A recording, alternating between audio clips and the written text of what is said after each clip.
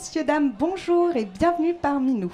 Alors, aujourd'hui, j'ai l'immense chance de me faire abandonner par un de mes auteurs, Non, mais il c'est pas arrive, grave. il revient. Non, surtout par ce groupe de youtubeurs incroyablement intéressants, incroyablement perspicaces dans leur choix de sujet, excusez-moi. Il s'agit des youtubeurs et tout le monde s'en fout. C'est un vrai honneur pour moi de les avoir ici, parce que c'est des gens que je suis depuis un peu plus d'1 an maintenant sur Internet. Ils ont des sujets et une façon de les traiter qui sont très, comment dire, perspicaces, atypiques, étranges, bizarres. Messieurs, je vais déjà vous laisser vous présenter dans un premier temps et puis on discutera un petit peu plus ensuite. Alors bonjour, moi je suis Marc Debonny, donc le frère de Fabrice, un des 3 auteurs de la série, et je suis journaliste aussi, donc mon boulot c'est d'aller chercher les informations, de les vérifier et de travailler avec mes 2 camarades donc à choisir les angles, donc qu'est-ce qu'on raconte, comment on le raconte et quelle partie de l'information on va mettre en avant. Donc bonjour, moi je suis Fabrice et donc vous pourrez déduire que je suis le frère de Marc. Voilà. Je suis le réalisateur de la série, je suis un des 3 auteurs et je suis aussi un coach au passage, voilà, spécialisé en neurosciences appliquées, ce qui fait qu'il y a une partie de la série qui a ce contenu et qui s'intéresse pas mal au développement personnel entre autres. Et voilà. Et la 3e personne c'est bonjour, je suis Axel. Il est là, il est allé aux toilettes, on s'excuse mais il pouvait vraiment pas tenir en fait. Et donc Axel c'est le comédien de la série, donc c'est celui que vous voyez en fait à l'écran, voilà, qui est également aussi un des auteurs, donc on est 3 auteurs, on écrit tout ça à 6 mains, voilà. Oui. Alors, merci beaucoup pour cette jolie présentation. Effectivement, tout le monde s'en fout, c'est un peu étrange comme concept. En fait, vous suivez Lexa, qui est un espèce de reclus de la société, alors qui dans un premier temps vit dans une cave, puis dans une camionnette, et là à l'heure actuelle il est dans un grenier. En fait il a l'air assez en retrait de la société, et il a l'air extrêmement critique. Alors que pas du tout en fait. Il ne fait que pointer des problèmes, des soucis qu'on est tous capables de voir, mais que pour une raison ou une autre, on se refuse de regarder en face. Par exemple, dans les sujets que vous avez abordés, moi il y en a plusieurs qui m'ont beaucoup touchée. Il y avait les émotions, il y avait, comme je vous disais tout à l'heure, l'estime de soi, il y avait aussi, ça c'est personnel, mais le féminisme, et encore une fois, l'éducation sexuelle, les charlatans, les saints, les autres, la prostitution des mineurs, la politique, la culture du viol, la vérité, les hommes, le sexe. Alors je pourrais continuer, mais il y en a vraiment beaucoup. À l'heure actuelle, vous avez, je crois, 72 vidéos en ligne. Et donc un peu plus de 511 000 abonnés YouTube. Moi qui ne suis pas journaliste, je vais vous dire que ça me met une pression infernale, mais c'est pas grave, je suis vraiment ravie. Mais oui, vous êtes des gens comme tout le monde, il n'y a pas de souci.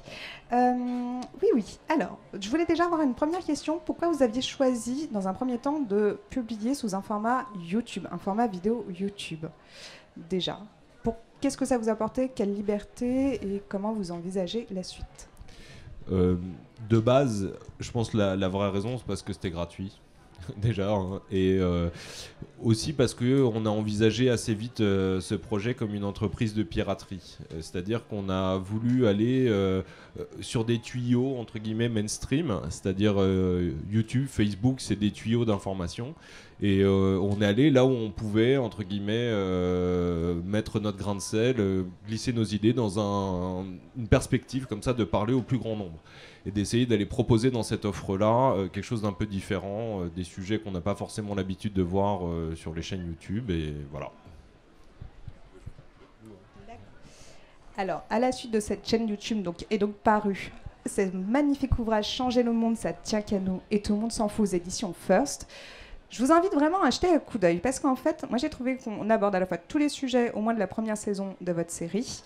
Alors, très en filigrane, mais tout à la fin, vous avez tous les liens, toute la bibliographie nécessaire pour creuser les différents sujets abordés.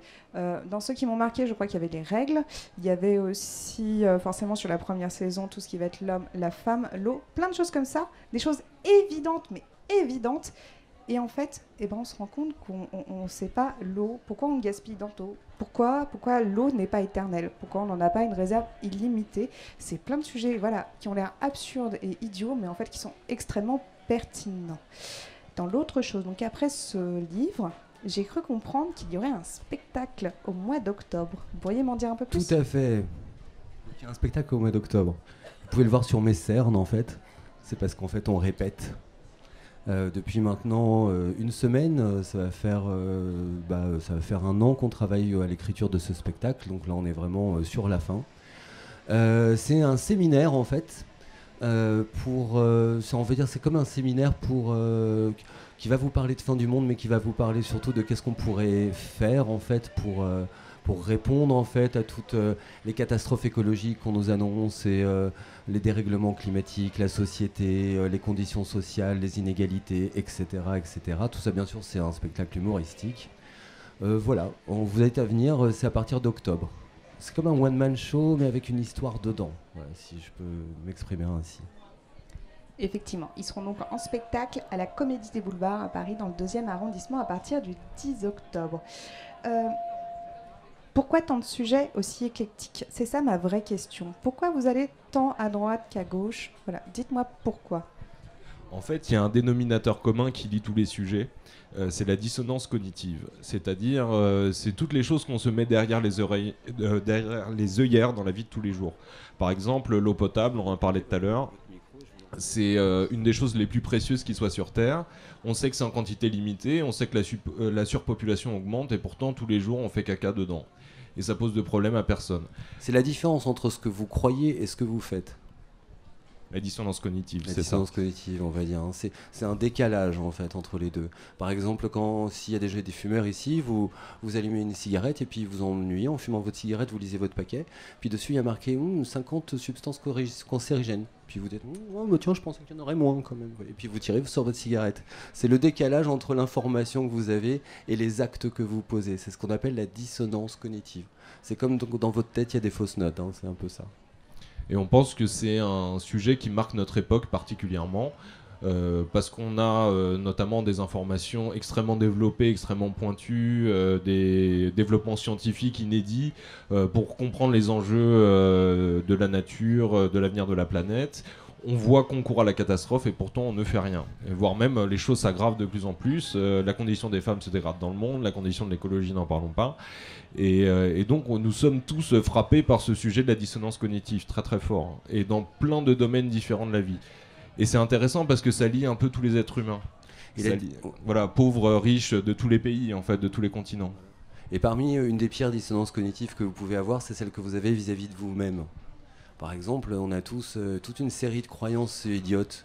Je pourrais pas y arriver, je suis trop vieux pour y arriver, ou je n'ai pas confiance en moi, ou etc. Ou je ne sers à rien, ou je ne suis pas assez, ou je suis trahissable, abandonnable. Toutes ces croyances-là, il y a un décalage entre en fait ce que vous croyez de vous souvent et donc ce que vous voulez faire dans votre vie. Ça aussi, c'est de la dissonance cognitive. Et évidemment, on a cette approche dont tout le monde s'en fout de dire que par effet domino, si on veut pouvoir s'occuper de son environnement, il faut d'abord être capable de s'occuper de soi-même. Parce qu'on s'occupe de soi-même, qu'on comprend à partir de là qu'on est en relation avec l'environnement.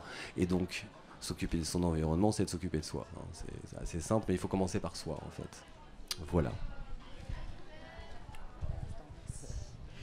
Alors, je vais vous poser une question absurde, encore une fois.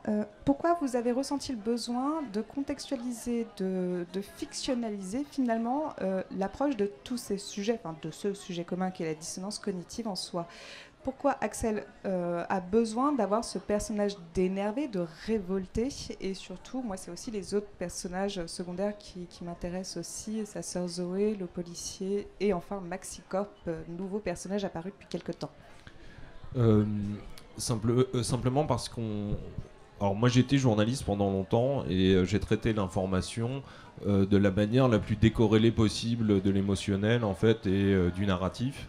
Et j'ai pu expérimenter les limites de cette forme de narration des histoires.